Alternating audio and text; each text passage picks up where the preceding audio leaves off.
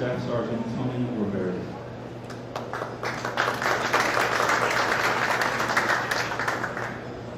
So we gather here today to usher in the one-year anniversary of the repeal of Don't Ask.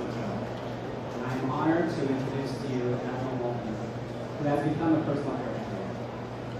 I was discharged in 2008 under Don't Ask, and for me, it was an issue of integrity that I could no longer ignore. The men and women I flew with, they deserve honesty and complete and total trust.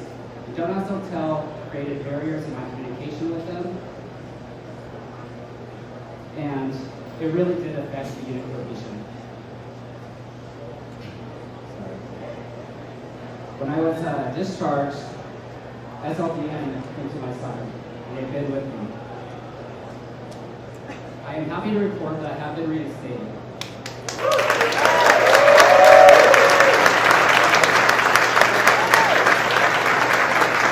And I want to thank Admiral Molten for believing that our military can carry out this policy change with dignity and respect.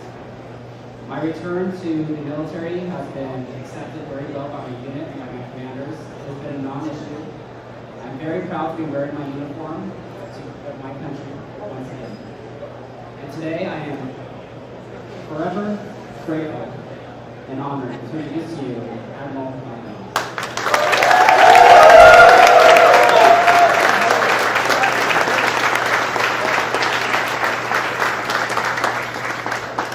Good evening. Those of you that know me don't know that I, and especially Elizabeth, that I don't necessarily do awards and honors and recognition very well. Elizabeth, among others, have been pretty persistent in terms of getting Deborah and myself to come here and participate. It truly is humbling, and to listen to the testimony, and I'm sure that if everyone, there are hundreds, if not thousands, of here tonight who could give that same kind of testimony. And from my perspective, that's really what it's all about. From my perspective, I get far too much credit for standing up for a value that has been with me throughout, with us in our profession for my entire professional life. The comment that was made about when I was young, I certainly didn't expect that I would be in that position, but you just never know. In fact, meeting Zoe and Eric again tonight, I was on the stage with them when the President signed the bill. And there were a couple things you probably didn't see happen, but one that you did was, I got 2 standing ovations next to the President. That's not a great place to be. No matter how generous the President of the United States is, and he was incredibly gracious. And then after it was over, Joe Lieberman, who was standing there, turned to me and he said, "Gee, Mike, I bet you didn't think that you'd see this day where you're the most popular guy in gay America." That too had not been on my list. But what I was able to do, I really did because I have been in this organization for so long. And it's the values, but more importantly, and what we really celebrate tonight aren't not Deborah and myself. What we really celebrate are all of you who serve, who are serving now, who served before, and who fought the fight, quite frankly, over a long period of time.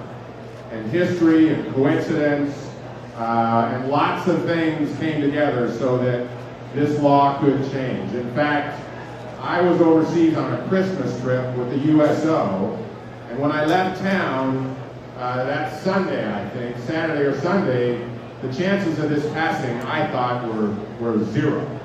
And it was literally on a plane coming back over the Atlantic where I was told that the bill had passed. And it was a stunning, at that point, stunning to me that they had such a quick reversal. But it was the right thing to do. It stands for who we are, and quite frankly, we can now move on. I'm also delighted that you know that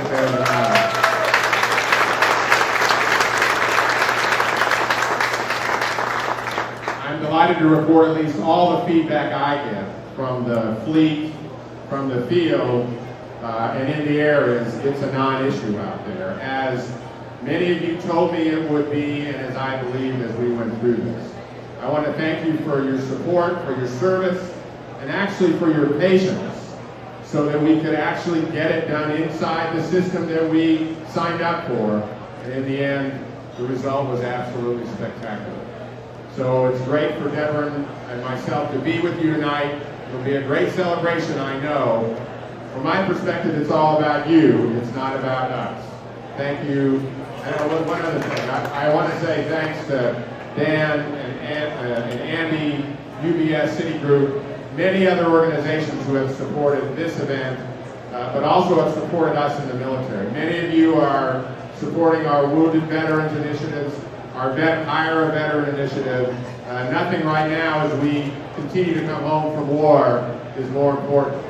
And we should all be reminded as we celebrate tonight, there are some 70,000 troops in harm's way in Afghanistan as we speak, and another couple 100,000 serving around the world. We need to keep them and their families in our thoughts and prayers as well. Thank you and God bless.